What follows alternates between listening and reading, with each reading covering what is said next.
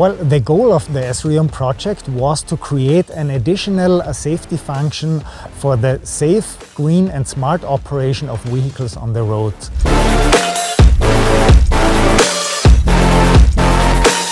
So we are on a way from R&D towards now the piloting phase of maybe the upcoming and future solutions for the automated mobility system and transportation system.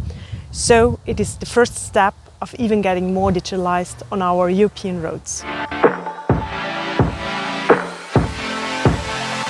The goal of this test week was really having feedback of the truck drivers to our ESRIUM services, so to evaluate user acceptance issues.